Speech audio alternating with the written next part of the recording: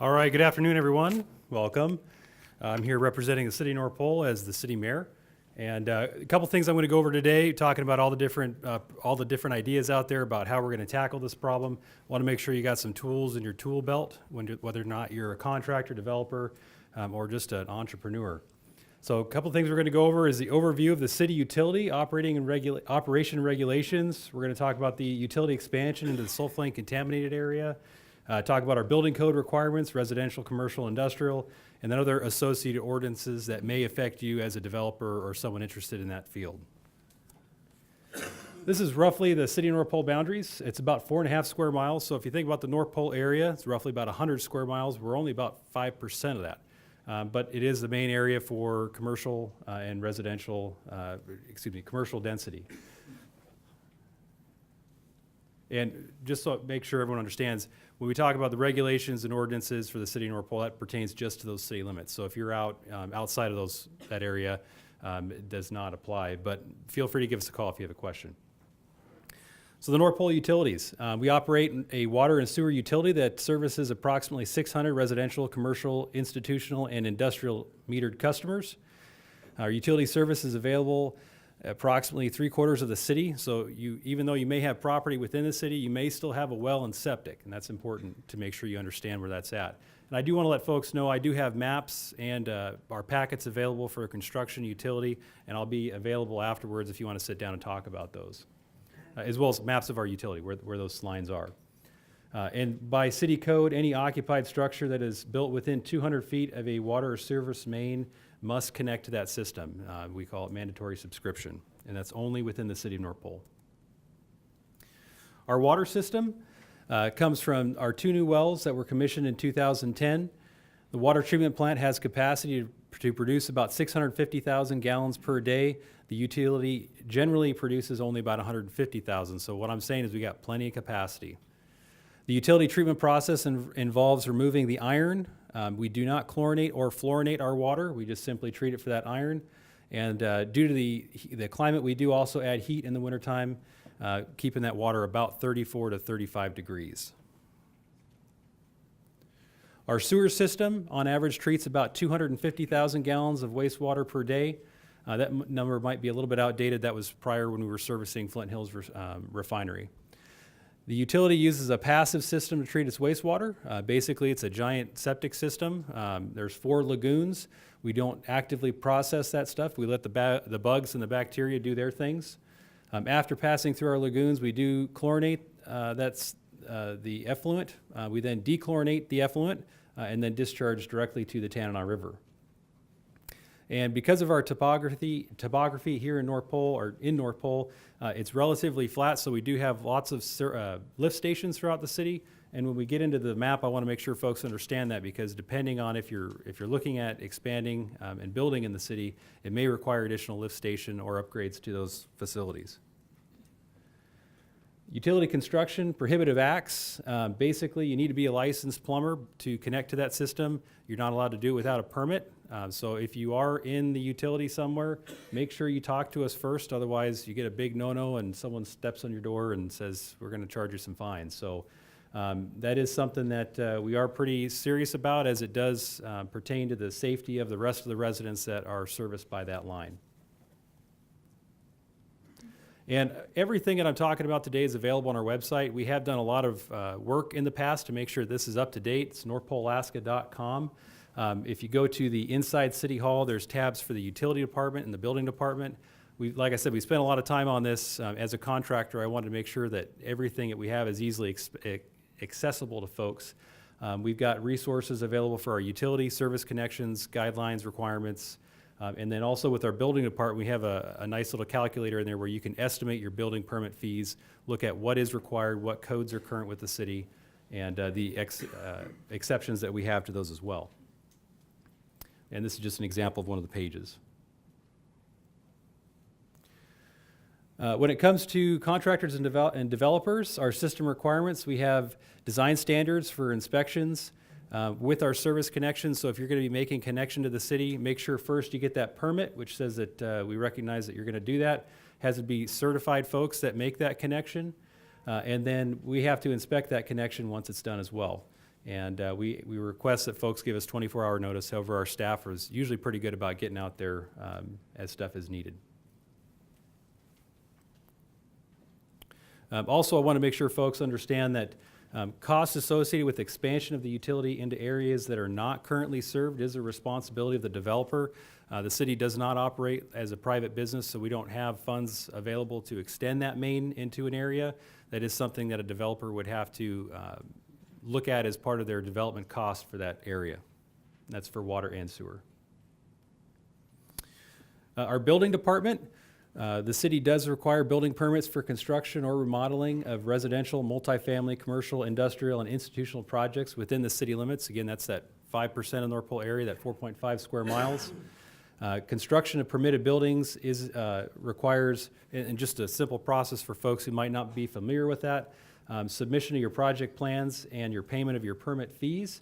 So for a lot of projects, we get folks that come in that have some stuff drawn on paper. That's okay, we accept that.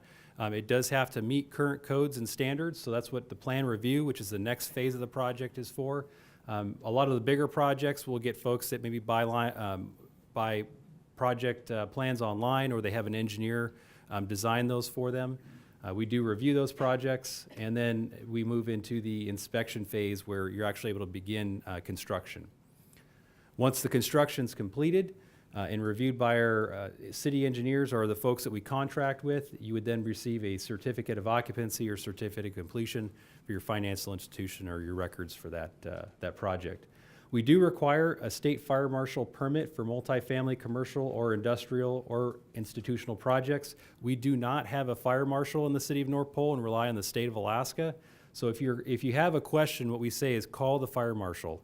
If you're looking at anything basically over a triplex, so fourplex or greater, you need to make sure you contact them. It is a requirement for our permitting process, so what we look for is either a letter from the fire marshal or an email that states that either you are or not required to have that fire marshal permit. Also, we do require a zoning permit. I know Ms. Nelson's going to be speaking on that from the borough. The city does not have land use powers. However, we do require that land use permit be filed with the initial application before we can move to the have you begin your project. And we do require that for even GU1 properties. So that is, I know, not a requirement from the borough, but it is a requirement by the city. Did want to talk about the Sulphane water system expansion. There's a settlement has been reached between the state of Alaska, the city, and Flint Hills Resources. This is going to be adding piped water into a significant area of North Pole, the area that's affected by sulflane. And as contractors, developers, that area is right in the middle of where there could be development for the Eielson Air Force Base folks. So just to let folks know that the process there, design work began in February of 2017. Construction phase 1 through 2 is going to begin in spring 2018. System certification and commencement in January 2019 is estimated. And then construction of phase 3 and 4 is construction spring 2019, and then system operation 2020. And I do have maps and information available on this that we can go over afterwards if someone has any questions. And also the Flint Hills Resource Alaska Groundwater Office number is there, and they're a good contact if you are looking at that area for any kind of development. And this is a map. Like I said, I've got these available after the end of the presentation. Current city codes for construction. Our current city code is, we've adopted the 2009 International Building Code and associated codes. We typically follow the city of Fairbanks in those processes. We have not updated our code. City of Fairbanks, I believe, is in the 2015 standard for the IBC and IRC. We have not done that. We will probably be doing that soon. There's not any big changes, but do want to make sure folks understand that. These are the listings of all the different codes that we have, whether it's the International Building Code, we reference the 2011 National Electric Code, Plumbing Code. These are also available on our website with the local exemptions that have been adopted. Our building official is Mr. William Butler. This is his contact information. We do have that available afterwards as well. He's the one that you'd be speaking to if you're looking at expansion or development with the city utility or through the building department. This is our a packet that we put together to make it easier for folks that are looking at construction in North Pole. It's our estimated building permit fee guide. It goes over all of the requirements for the cost of the utility, hooking up to the utility, for building in the city of North Pole, and it's available on our website. I do have a printed copy with me today. It's about 60 pages long or so, so we really encourage folks to go onto the website for that. Permit cost details, typically it's about 1 to 2% of your project cost. That includes the plan review and inspections. Depending on the size of the building, of course, the smaller the building, the higher the percentage. The bigger the building, the smaller percentage is how that works. One of the things that we did adopt this last year is if you are doing multiples of the same type of house and you're building them all at the same time, we do require 100% cost for the plan review of the first project, but then after that, every building, if it's the same building, we've been able to reduce that cost for the plan review down to 25%. So it's a 75% savings if you're doing the same building. And the reason is because we've already done the plan review on that. We still have to do the inspections, but we've already looked at the plan. There's no need to look at it multiple times for the same project going in the same area. So that's a savings for folks that are looking at doing that type of development. City inspections meet the standard for the AHFC financing requirement, AS 1856-300. Our city inspectors are IC inspectors and licensed engineers. We use contract folks for that. And then we have, our city inspectors do not meet the B certification requirements. That'd be something that, if you are interested in that, you need to have outside inspections for, or do the prescriptive method if you're a contractor. I want to go over a couple of the city codes that affect construction or development. One of those is stormwater permits. This is a little bit confusing if you're not used to this. This is a map of the urbanized area. So basically, if you're in the urbanized area in the city of North Pole, then you're required to come to us for that stormwater permit. Otherwise, you would have to go to DEC. So this is a little flow chart that we use for that. So basically, if you're doing a residential project, it's within the city of North Pole, it's privately owned, then you would come to us. If it's basically any other type project, you would go to DEC. Some of the things that we've done for our stormwater permits is if it's over 1 acre of disturbance, you're required to get that permit. If you are going to be disturbing over 1 square acre of land, and that's cumulative if you have multiple sites that you're developing, and you can show to us with a professional that has a licensing in this area that you do not discharge to waters of the U.S., you do not have to do that stormwater permit, but you have to show us that you're not actually discharging to the waters of the U.S. So if you're looking at that, make sure you keep that in mind. And like I said, it is cumulative. So if you have 3 half-acre lots of disturbance that equals 1.5 acres, you would be required to get that stormwater permit. Other code that may affect property developers looking at this area, we did pass a ordinance requiring all new drinking water wells that are to be drilled within the city of North Pole to be permitted. There is no cost for this permit. It was an effort for us to reach out to folks and make sure that they understand the contamination issues that we have within the city of North Pole. So if you are going to be doing development on a property within the city that is not on the utility that requires a well, you are required to get a permit for that. Again, there is no cost. It's a very simple process, and it's primarily informational to make sure that you understand where those contaminated sites are. Other city code, road standards. If you are looking at a development that requires additional road be constructed in the city of North Pole, it must meet our standards, take ownership and maintenance responsibility. One of the other options we did want to make sure folks understand is that if you are going to maintain private ownership of that road, it does not need to meet our standard. However, you would be responsible for the maintenance of that road.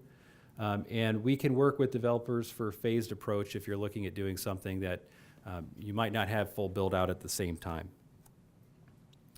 Also, excavation permits for the city of North Pole. We do not require you to have an excavation permit on your property. However, if you're going to be digging up city facilities for a sewer connection, culvert, curb and gutter, etc., we do require that you have a city or a excavation permit, and then that generally requires that you have a bond as well. If you're a dirt contractor, you're pretty familiar with what that means. We just want to make sure the road's put back to the state that it was before you did your work.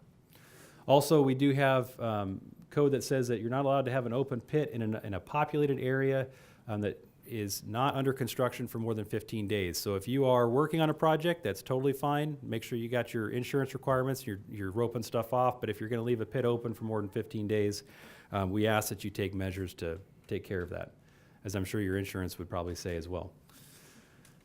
Last thing that we have on here is our noise ordinance. Just want to make sure that folks understand we do have that in the city of North Pole. So anything after 11 p.m. and before 7 a.m., don't be making too much noise where you upset your neighbors. If you're off in the back 40, probably not a big issue, but if you're working right next to a bunch of residential folks, we ask you to keep that in mind. And this is my contact information. I'd be happy to answer any questions. If there's anything during this process that folks think, hey, we could do this a little better, please let me know. That's been one of the things we've tried to do with our building department, is make it more user-friendly for folks, and look forward to potentially having some exciting construction going on in City of North Pole. Thank you. I'll be available afterwards for questions.